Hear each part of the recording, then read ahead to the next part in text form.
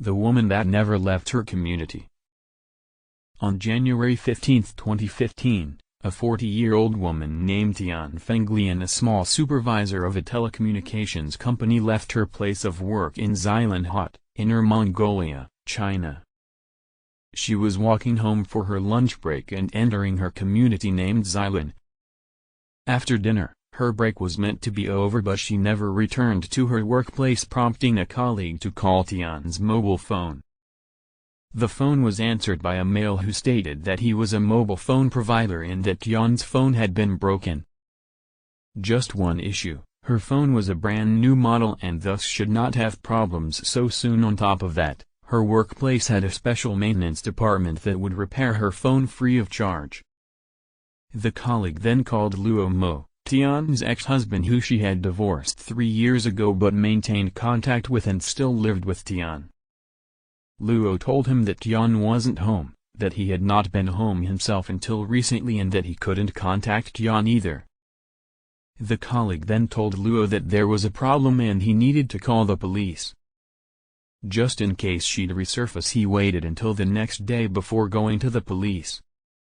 He visited them in person and explained the situation, telling the police her age, her employment, the monthly salary of 5,000 yuan, their marital status, and how they both had a child. The police began their search by checking the CCTV cameras. Xilinx had no surveillance, so the police had to rely on the cameras outside of the community. The cameras showed her leaving work and walking toward the community and entering it, but none of the cameras ever captured her leaving. Assuming that whatever happened to her happened from within the community, the police redirected their search there. They went to her home, a 2-bedroom apartment. The apartment was spotless, with the bed not even having wrinkles, let alone anywhere in the room bearing any sign of a struggle. When her neighbors were questioned, they told the police that they didn't hear a struggle either. Said neighbors alongside her co-workers all had a good relationship with Tian. Luo was the police's first suspect and he was questioned due to his delay in informing the police, and how there appeared to be a third person living with the former couple. Luo told the police that the third person was a former cellmate of his who had nowhere to live and that he managed to convince Tian to let him stay with them. As for his delay in calling the police, he told them that it was due to him thinking she might come home. Both Luo and his former cellmate were interrogated and said that they were barely home themselves and thus couldn't say if Tian had been there. They were released due to a lack of evidence, even if its CCTV cameras showed that they lied about leaving the community. On January 16, a new lead was presented when police that 5,000 yuan was deposited from Tian's account on the night she disappeared. The police checked the CCTV camera from the ATM.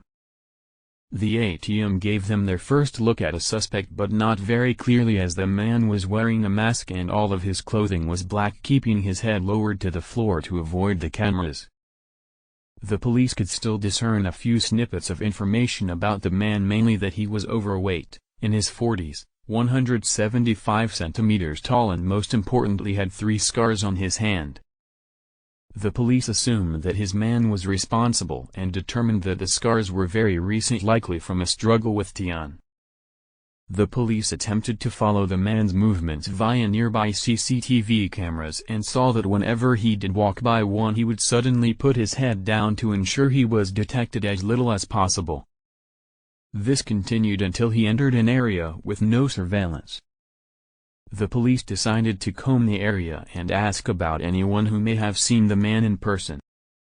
After spending the entire night searching, he ended up entering, or at least believed to have entered, another community also out of view of the cameras. The police assumed he lived in the community, but when the residents were questioned, they had never seen the man that night and didn't know of any residents with the same physique as described by the police. The police then changed their theory and determined that he was likely only entering the community to pass through before fleeing, either via his own vehicle or a taxi. On February 4, the investigation had stalled some time prior. The police tracked down the taxi driver. Although one was seen on CCTV, the license plate was blurred due to the weather. However, Since the taxicabs had GPS installed in them, they were able to track down one that had been in the area only a few minutes after the man left the via of the cameras. The driver remembered the passenger well, explaining how he was wearing a mask and glasses and dressed in all black. The man only said one word to him, and that was his destination, with the driver dropping him off near the gate of the No. 7 primary school in Zeeland. CCTV from that area showed him walking towards Zeeland, and just like with Tian, he doesn't appear to have left.